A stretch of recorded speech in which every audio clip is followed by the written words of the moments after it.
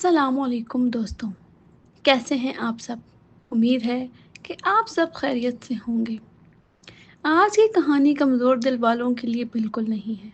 ये कहानी है खून, खौफ और जुनून की। एक ऐसी कहानी जो आपकी रूह को हिला कर रख देगी। सोचो, अगर एक इंसान अपने ही प्यार को नफ़रत की आग में जलाकर उसका गोश्त कुत्तों को खिला दे, तो इंसानियत का क्या बचेगा? ये सिर्फ कहानी नहीं है, ये एक ऐसा वाक़या है जो इंसान के अंदर छुपे हुए शैतान को बेनकाब करता है। क्या इंसान मोहब्बत के लिए जीता है या अपने खून की प्यास बुझाने के लिए? आज हम खोलने जा रहे हैं एक ऐसे शौहर की दास्तां जिसने अपनी ही बीवी को मौत का खिलौना बना दिया। पंजाब के एक पुराने गांव के कोने में एक पुराना मिट्टी का बना हुआ घर था। इस घर में राशिद और उसकी बीवी सादिया रहते थे। बाहर से राशिद एक सीधा आदमी लगता था। मस्जिद में जाता, लोगों को सलाम करता, बाजार में छोटा मोटा कारोबार करता। मगर घर के अंदर उसका चेहरा बिल्कुल दूसरा था। सादिया 22 साल की मासूम औरत थी जिसने अपने माँ बाप ने सोचा था कि राशिद शरीफ इंसान है, बेटी खुश रहेगी। लेकिन शादी के बाद सादिया ने समझा कि राशिद के अंदर एक अंधेरा छुपा है जो सिर्फ रात के वक्त जागता है। उस गांव में बिजली ज़्यादा नहीं थी। ज़्यादा वक्त लोग चिराग या लालटेन जलाते थे। सादिया रात को जब भी लालटेन बुझाती, राशिद की आंखों का लाल रंग और भी साफ दिखाई देता। वो खुद से बातें करता रहता, खून ही खून असल रूहानी ताकत है, इन लोगों को समझ नहीं। सादिया के लिए ये सब अजीब था। एक दिन उसने पूछ लिया, राशिद, आप किससे बात करते हो? राशिद ने उसे गौर कर देखा और बस इतना कहा, तुम सिर्फ रोटी पका, बाकी सब बातें तुम्हारी समझ से बाहर हैं। राशिद के घर के पीछे 3 काले कुत्ते बंधे रहते थे। गांव वाले हैरान थे कि राशिद इन कुत्तों को क्यों रखता है, जबकि वो ना शिकार करता है ना खेती। रात के वक्त सादिया ने खिड़की से देखा कि राशिद कुत्तों के सामने जाकर बैठ गया। उसने अपना हाथ ब्लेड से काटा और अपने खून का कतरा कुत्तों को पिला दिया। वो कुत्ते जैसे इंसानी भाषा समझते हों, जोर से भौंकते और फिर चुप हो जाते। सादिया का दिल कांप उठा। उसने तस्बीह उठाई और अल्लाह का नाम लेने लगी। दिन गुजरने लगे। राशिद हर बात पर सादिया को जलील करता। एक दिन जब सादिया रोटी बनाते बनाते ज़रा सी जला बैठी तो राशिद ने ज़ोर का थप्पड़ मारा। तुमसे एक रोटी संभलती नहीं और तुम मेरी बीवी बनी हो। सादिया रोटी के साथ अपनी इज्जत भी जला बैठी। आंखों में आंसू थे लेकिन वो चुप रही। उसने माँ को याद किया जो कहती थी, बेटी, शादी के बाद सब्र और बर्दाश्त से घर बसाना। मगर उसने कभी सोचा भी नहीं था कि ये बर्दाश्त उसे कब्र तक ले जाएगा।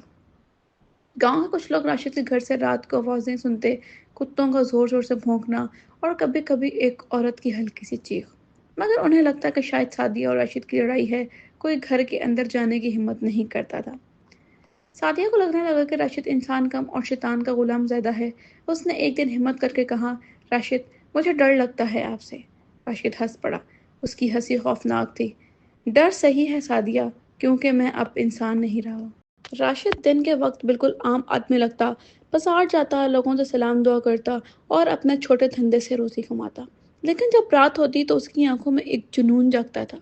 सादिया को महसूस होता जैसे उसका शौहर किसी दूसरी रूह का कब्ज़ में है। उसकी आवाज़ बदल जाती, चेहरा सख्त हो जाता और आंखों में लाल रोशनी चमकती। वो अक्सर रात को घर से बाहर जाता और कब्रिस्तान की तरफ निकल जाता। सादिया ने कई मरतबा उसका पीछा करने की कोशिश की, लेकिन हर दफ़ा राशिद को घबराहट महसूस होती और वो पलटकर ऐसे घूरता कि सादिया की हिम्मत टूट जाती। एक रात सादिया ने हिम्मत जुटाई और खिड़की से देखा, राशिद अपने काले कुत्ते के पास गया। उसने एक थैली में से गोश्त का टुकड़ा निकाला और कुत्तों के सामने डाल दिया। मगर ये गोश्त आम नहीं था। गोश्त से अब तक इंसानी कपड़े का टुकड़ा चिपका हुआ था। सादिया का दिल हिल गया। उसने सोचा शायद राशिद किसी चोर का गोश्त लाया है या कोई खौफनाक कुर्बानी दी गई है। कुत्ते गोश्त को फाड़ फाड़ कर खाने लगे और राशिद उन्हें देखता रहा जैसे उसे ये मंजर सुकून दे रहा हो। अगली सुबह सादिया ने हिम्मत करके राशिद से कहा, ये कुत्ते किस लिए रखते हो तुम और ये गोश्त कहाँ से आता है? राशिद ने धीरे से मुस्कुराया, वक्त आने पर तुम्हें सब समझ आ जाएगा। उसकी मुस्कान में एक ऐसी ठंडी खामोशी थी कि सादिया का खून जम गया। दिन बदलते रहे और राशिद का जुल्म भी बढ़ता गया। कभी सादिया को खाना ठीक ना बनने पर मार पड़ती, कभी रात को उसे उठाकर चीखता, तुम मुझे रोकती हो, तुम मेरे रास्ते की रुकावट हो। कभी उसे ज़मीन पर घसीट कर कुत्तों के पास ले जाता और कहता, دیکھتے ہو ایک دن تم بھی ان کا کھانا بنو گی۔ سعدیہ ہر دن اللہ سے دعا کرتی، یا اللہ مجھے اس عذاب سے بچا لے۔ ایک رات راشد گھر سے نکلا اور قبرستان گیا۔ سعدیہ نے پہلی مرتبہ ہمت کی اور دور سے اس کا پیچھا کیا۔ قبرستان میں اندھیرا تھا، صرف چاند کی روشنی تھی۔ راشد ایک پرانی قبر کے پاس رک گیا۔ اس نے اپنی جیب سے ایک کالا کپڑا نکالا جس میں کچھ بوتلیں اور تلمساتی نشان تھے۔ اس نے کچھ منتر پڑھے اور مٹی کھود کر ایک ہڈی نکالی۔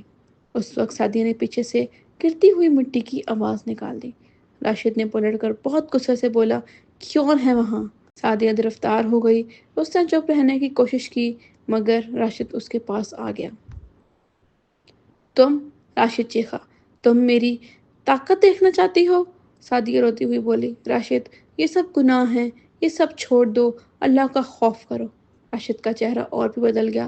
اس نے سعدیہ کا بازو پکڑ کر زور سے جھٹکا دیا، اللہ، میں اللہ سے اوپر ہوں، میں موت کا اپنا غلام بنا چکا ہوں اور تم میری پہلی قربانی ہو گئی۔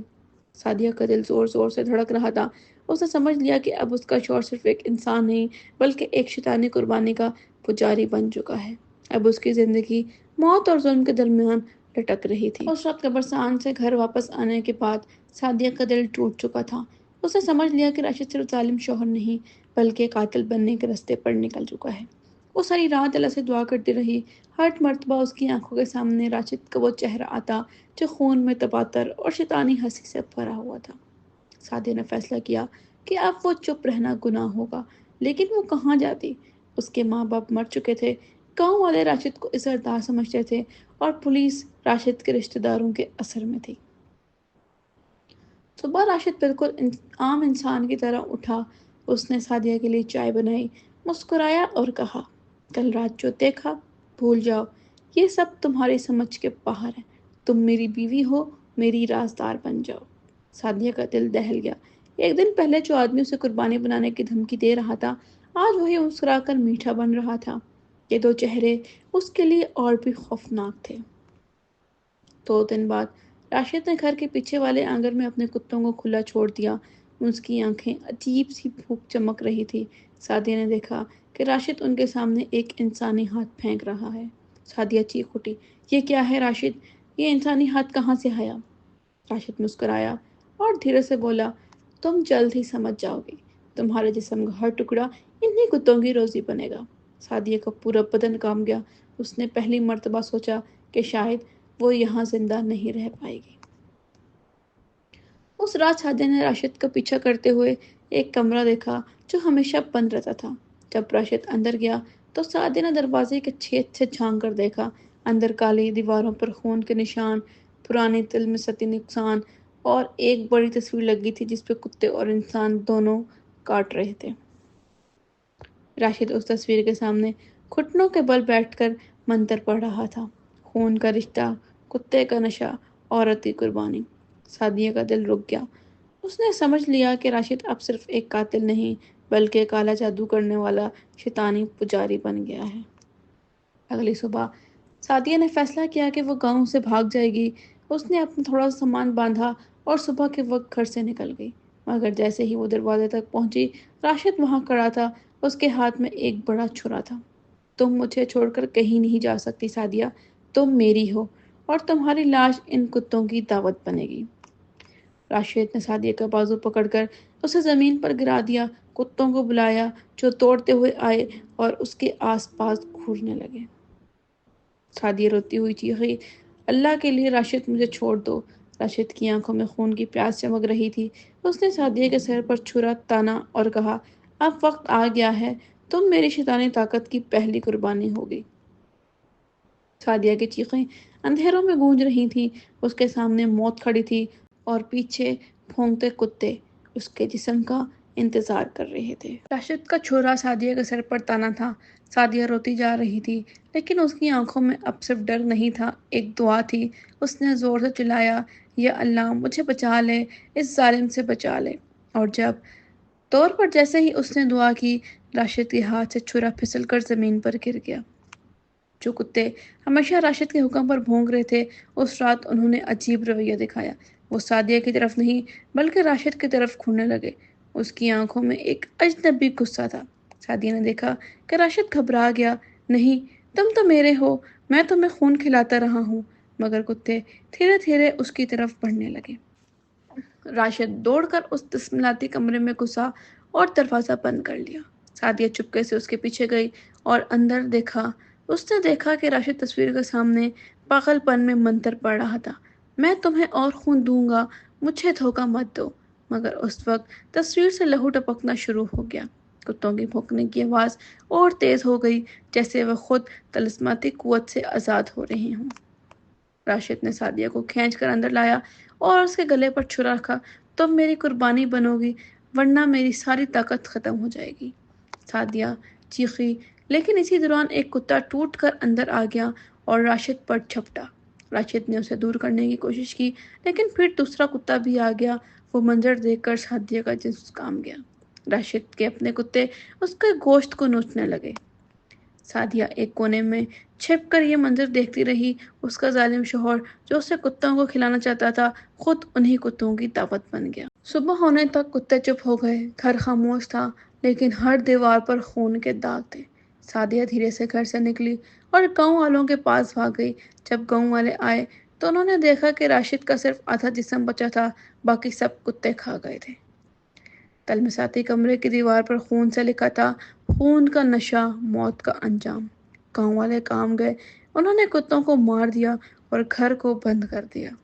سعدیہ نے فیصلہ کیا کہ وہ اب گاؤں نہیں چھوڑے گی۔ اس نے اللہ کا شکر ادا کیا کہ اسے بچا لیا۔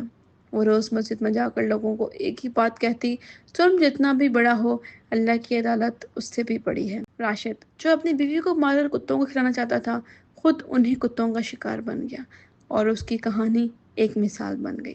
ظالم کا انجام ہمیشہ برا ہوتا ہے۔